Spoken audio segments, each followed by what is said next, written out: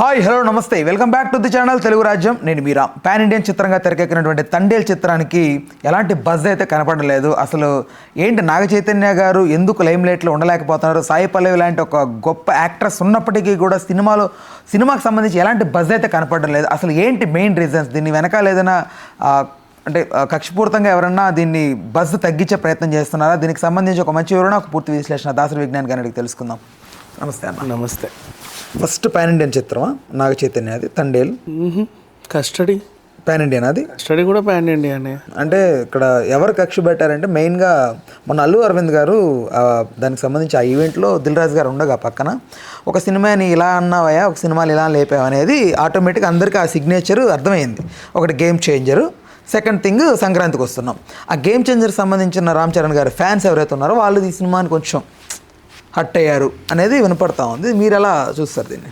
First of all దీంట్లో క్వశ్చన్లో ఒకటి చిన్న ఇది ఉంది. బజ్ లేదని ఎవరు చెప్పారు? తండేల్ పైన తెలుస్తుంది ఆటోమేటిక్గా. ఫస్ట్ ఆఫ్ ఆల్ మనం బజ్ లేదని ఎలా డిసైడ్ చేయొచ్చు అంటే, సీట్ బుకింగ్స్ కోసం ట్రై చేస్తున్నప్పుడు book my show or whatever మనకు అర్థమైపోతుంటుంది. థియేటర్స్ తక్కువ ఉంటాయి, ఎక్కువ ఆ గ్రీన్ నెంబర్స్ కనపడుతుంటాయి, ఎక్కువ అవైలబిలిటీగా సీట్స్ అన్ని తెలుస్తుంటాయి. అది ఆటోమేటిక్గా అర్థమైపోద్ది. ఆ బజ్ అనేది కొద్ది రిలీజ్ చేస్తూ ఉండొచ్చుగా.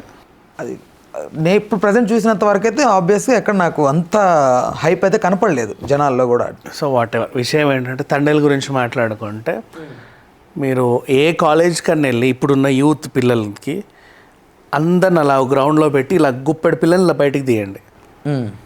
ప్రతి 100 మందిలో 90 కాలర్ ట్యూన్స్ తండేలే. బుజ్జితల్లి పాటే ఉంది. బజ్ ఉంటేనే కదా వాళ్ళు చాలా బాగా హిట్ అయ్యాయి. Number 1 songs. సినిమా మీద బజ్ ఉంటేనే అది ఉంటుంది.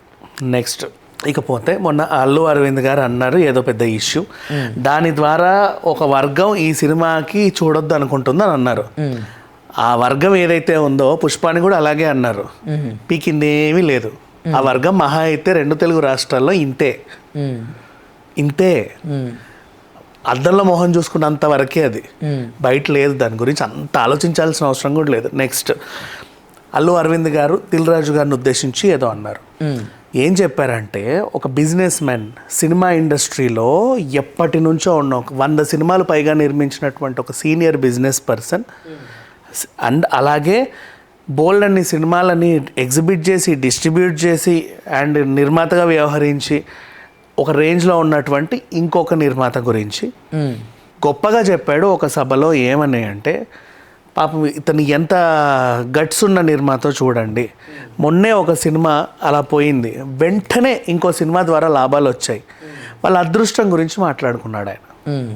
అండ్ ఇప్పుడు అదే అల్లు అరవింద్ గారి గురించి మాట్లాడుకుంటే, కాంతారా అనే సినిమా 2 కోట్లు పెట్టి కొంటే అది ఎక్కడికో వెళ్ళిపోయింది. అది అవును, మామూలు లాభాలు రాలా. అండ్ ఆ తర్వాత కూడా ఏదో చిన్న సినిమా ఏదో కొన్నారు, ఏదో అయింది, అది మర్చిపోయాను నేను. దాంట్లో కూడా బాగా డబ్బులు వచ్చాయి. సో ప్రతి నిర్మాతకి, అండ్ అప్పట్లో చెప్పుకుంటే ఒక నిర్మాతకి ఏంటో జీవితం అనుకునే నిర్మాత అనుకోకుండా బిచ్చగాడు అనే సినిమా కొంటే ఆ రోజుల్లో 18 కోట్ల లాభాలు వచ్చాయి. అవును. సో వీళ్ళు ప్రొడ్యూసర్స్ ఎప్పుడైనా మాట్లాడుకునేటప్పుడు దాంట్లో చాలా ఉంటుంది. ఆకు వక్కగాడి ఎవడో అడ్రస్ లేనోడు వాడి హీరోని ఏదో అన్నాడు అనుకోని వాడికి వాడు ఫీల్ అయ్యి వాడి ఏదో ఒళ్ళంతా పొడుచుకొచ్చేస్తే అసలు దాన్ని తీసుకోవాల్సిన అవసరమే లేదు. ఇక్కడ చాలా గొప్పగా ఒక నిర్మాత ఇంకో నిర్మాత గురించి ఏం చెప్పాడు, అప్స్ అండ్ డౌన్స్ అనేది కామన్, వస్తుంటాయి పోతుంటాయి. అంతెందుకు, నిన్నగాక మొన్నే ఓ దాంట్లో అంత పోతే తెల్లారేసరికి ఇంకో దాంట్లో అంత వచ్చింది. చూడు ఎంత గట్టిగా ఉన్నాడో ఈయన అన్నట్టుగా ఆయన గురించి గొప్పగా చెప్పాడు. ఓ గొప్ప నిర్మాత, ఆ హెచ్చు తగ్గుల గురించి తెలిసినటువంటి నిర్మాత. ఆయన చెప్పినట్టు డబ్బులు పోయినటువంటి సినిమా పలానది, అందులో నటించిన హీరో పలానోడు, ఆ హీరోని కావాలని అన్నాడు. ఎక్కడెక్కడెక్కడ నుంచో వచ్చేసి మనోభావాలు దెబ్బతిన్నాయని కొట్టుకొని చేస్తే చావండి, నష్టమేం లేదు, మీకు వల్ల భూమికి భారం. కానీ ఇక్కడ జరిగింది ఏంటంటే అసలు సంబంధమే లేదు. అండ్ దానివల్ల మళ్ళీ తండేలు కలెక్షన్స్ దెబ్బతింటాయి, తండేల మీద ఉన్న బజ్ అంతా పోయింది అంటే అసలు సంబంధం లేని ఇష్యూ ఇది. ఇక్కడ ఇంకొక వర్గం నుంచి కూడా ఒక నెగిటివ్ ఎలా స్ప్రెడ్, ఏ వర్గం అది? ఒక పార్టీకి సంబంధించి ఇష్యూ ఎలా సర్క్యులేట్ అవుతుందంటే, ఏదైతే ఈ తండేల్ ఒరిజినల్ క్యారెక్టర్కి సంబంధించి ఉందో అది ఒరిజినల్ రియల్ స్టోరీ. ఆ రియల్ స్టోరీలో ఉన్నటువంటి వ్యక్తిని విడిపించినటువంటి ఆంధ్రప్రదేశ్కి సంబంధించిన ఎక్స్ సీఎం జగన్మోహన్ రెడ్డి గారు టు బి ఫ్రాంక్.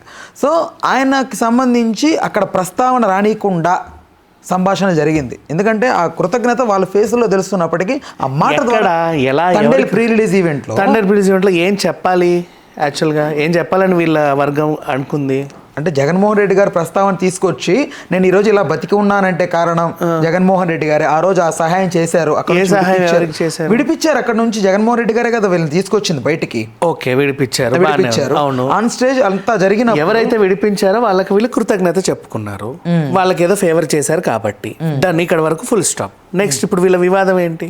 వీళ్ళ వివాదం అంటే స్టేజ్ మీద చెప్పలేదే ఆ కృతజ్ఞత అనేది. ఇప్పుడు అన్ని వందల మంది అక్కడ ఉంటున్నప్పుడు ప్రేక్షకులు ఆన్ స్టేజ్ ఇప్పుడు ఎవరైనా ఫర్ సపోజ్ ఒక హీరో ఆ స్టోరీ తీసుకున్నాడు, ఈయన వెళ్ళి కృతజ్ఞత ఆన్ రూమ్ లో చెప్పడం వేరు, స్టేజ్ మీద 10 మంది. ఎవరి స్టోరీ చెప్పది? అక్కడికి వచ్చినటువంటి ఒక వ్యక్తి ఉన్నాడు, నిజంగా జరిగిన కథ, యథార్థ కథ. అవును, ఆయన జీవితంలో జరిగింది. అవును. సో ఆయనకి ఖచ్చితంగా జగన్మోహన్ రెడ్డి గారు హెల్ప్ చేశాడు, బయటకు వచ్చాడు. ఆ సభలో ఆయన చెప్పుకోవాలి. ఈ సభలో ఇది తండేల్ సినిమాకి సంబంధించిన సభ, అవునా? ఆ వ్యక్తికి సంబంధించినటువంటి పార్టీ ఏదైనా ఇచ్చుకొని, ఆ వ్యక్తికి సంబంధించినటువంటి బర్త్డే పార్టీ ఏదైనా చేసుకొని, ఆ వ్యక్తికి సంబంధించిన విడిపించుడు పార్టీ ఏదైనా చేసుకొని చెబితే తను జగన్మోహన్ రెడ్డి గురించి చెప్పాలి. అతని కథ ఎవరికో ఇచ్చుకున్నారు, వీళ్ళు ఆ కథను తీసుకున్నారు. కథలో జగన్మోహన్ రెడ్డికి సంబంధం ఏంటి? ఈ కథలో వాళ్ళు చెప్పుకుంటే ఆ విడిపించినటువంటి క్యారెక్టర్ ఎవరైతే పోషించిన నటుడు ఉన్నాడో ఆ నటుడు గురించి మాట్లాడుకోవాలి. జగన్మోహన్ రెడ్డి ఎందుకు దీంట్లో అసలు? అంటే రియల్ లైఫ్ క్యారెక్టర్ అక్కడ మాట్లాడుతున్నప్పుడు ఖచ్చితంగా మాట్లాడాలని రూల్ ఏంటి? ఇప్పుడు అలా మాట్లాడాలి అనేవాడికో అనిపించింది, ఆడెవడు, వాడికి ఎందుకు అనిపించింది, ఎందుకు రూల్ ఏంటి? Is there any rule? Okay for suppose Allu Arjun సంబంధించి son of Satyamurthy event Sukumar garu వెళ్ళారు అక్కడికి. వెళ్ళి అక్కడ బన్నీ గురించి మాట్లాడుతూ ఆర్య చిత్రం షూటింగ్ జరుగుతున్న టైంలో హీరోయిన్ అలా జంప్ చేస్తే నేను పడవలో ఉండగా మునిగిపోతున్నాను, నాకు అలా కనపడుతోంది, చనిపోతాను అనుకున్న టైంలో బన్నీ దూకాడు. అసలు సందర్భమే కాదు, ఆర్యది కాదుగా సందర్భం అక్కడ. బట్ అంటే ఆయనకు సంబంధించి ఆ కృతజ్ఞతా భావంతో బన్నీ గురించి ఒక మాట మాట్లాడాడు. అలాగే ఒక కామన్ మ్యాన్ అక్కడికి వచ్చి మాట్లాడుతున్న టైంలో అంటే ఆయన ప్రాణాలు సైతం కాపాడినటువంటి ఒక వ్యక్తికి అలా చెబితే బాగుండని ఎవరికి అనిపించింది? వైసీపీ నేతలకి, వైసీపీ శ్రేణులకి. వాళ్ళకి అనిపించిందని ఎవరు చెప్పారు? మీడియా సర్క్యులేట్ అవుతోంది ఆ విధంగా.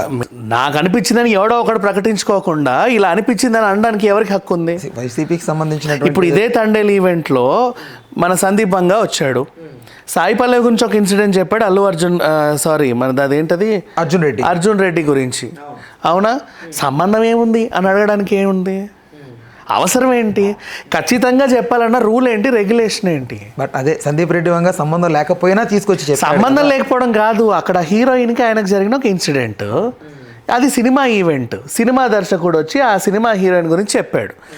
ఆర్య నువ్వు చెప్పిన ఎగ్జాంపుల్ సినిమా ఈవెంట్, ఆ సినిమా దర్శకుడు వచ్చి సినిమా గురించి చెప్పాడు. ఇక్కడ సినిమాకి సంబంధం లేని ఏదో ఇష్యూ గురించి ఇక్కడ వాగాల్సిన అవసరం ఏంటి అని. ఇప్పుడు చాలా మంది సినిమాకి సంబంధించి ఈవెంట్స్లో కూడా బయట పొలిటికల్ ఇష్యూస్ అది వాళ్ళు మాట్లాడుకుంటారు, వాళ్ళు మాట్లాడారు, కానీ ప్రతిదీ వీళ్ళు మాట్లాడాలంటే ఎట్లా? ఖచ్చితంగా చేయాలన్న రూల్ ఏముంది అంటున్నా. ఇప్పుడు ఎవడో హర్ట్ అవ్వడానికి, వాడికి ఒక మనోభావాలు దెబ్బతినడానికి ఎక్కడెక్కడ దెబ్బతింటుందని వెతుక్కోవడం ఎందుకు? అంత అవసరం ఏమండి? తండేలకు వచ్చిన ఇష్యూ ఏమీ లేదు, అనవసరంగా ఇవన్నీ దాంట్లో పులవాల్సిన అవసరం ఏం లేదు. ఈ మెగా వర్సెస్ అల్లు వార్ అని చెప్పేసి అప్పట్లో వైసీపీ వర్సెస్ జనసేన అని చెప్పేసి ఆ దరిద్రాన్ని తండేలకు కూడా అద్దుదామని చూశారు. అంత అవసరమే లేదు. పాపం తండేలు ఆయన ఏదో సినిమా తీసుకున్నాడు, ఈయన మీద పడి ఏడుస్తారేంటి వీళ్ళు? మన సినిమాలు ఎలాగూ హిట్ అవ్వవు, మనక సరిగ్గా సినిమాలు తీయడం రాదు, పక్కోడు ఏదైనా మంచి సినిమా తీస్తే దాన్ని ఎట్ట జడగొట్టాలా, ఏ విధంగా దాని మీద పడి ఏడవాలా అని చూస్తారు. అంత మించి ఏముంది దీంట్లో? అదేదో మన సినిమాలే చక్కదిద్దుకుంటే మనం కూడా బాగుంటాం కదా, అంతేనా? అది చేసుకోవచ్చు కదా, ఎందుకు పక్కోడి మీద పడేయడం? నువ్వు ఏడిసిన ప్రతి ఒక్కడు ఎక్కడికో వెళ్ళిపోతున్నాడు కదా. ఇప్పుడు పుష్ప 2000 కోట్లు, సంవత్సరంన్నర నుంచి చెప్తున్నా నేను, ఇప్పుడు 2000 కోట్ల సినిమా. అది మీ దృష్టిలో తండేల్ ఎలా ఉండబోతోంది? Thandel is a very good hit cinema. ఈ సంవత్సరం ఒక మంచి క్లాసిక్ హిట్ ఇస్తుంది, వండర్ఫుల్ సినిమా అది. దానికి ఏముంది, ఎక్కడ మర్చిపెట్టడానికి లేదు. బంగారం లాంటి సినిమా అది. చూడు ఎంత చక్కగా ఆడుద్దో. చూసి చెప్పేవచ్చు, అబ్బా పల్స్ తెలిసిపోతుంది ఈ సినిమాలవి. అట్లా అదేంటో తెలియదు, చూసి పోస్టర్ చూసి చెప్పేవచ్చు కలెక్షన్స్. పెద్ద విషయం కూడా కాదు అది, ఏదో బ్రహ్మ విద్య అదేమన్నా. మరి రైట్, ఓకే అన్న, thanks for the time, thanks for information. Please do subscribe to Telugu Rajyam channel. Please do subscribe to Telugu Rajyam channel. Please do subscribe to Telugu Rajyam channel. Hi అండి, నేను మీ ఆర్పీని, నెల్లూరు పెద్దారెడ్డి చేపల పులుసు ఓనర్ని. మీరు తెలుగు రాజ్యం అనే ఈ యూట్యూబ్ ఛానల్ సబ్స్క్రైబ్ చేసుకుని మంచి మంచి వీడియోలతో వస్తారు. Thank you so much. Hi people, I'm Sonakshi Verma and you please watch Telugu Rajyam and please subscribe to the channel.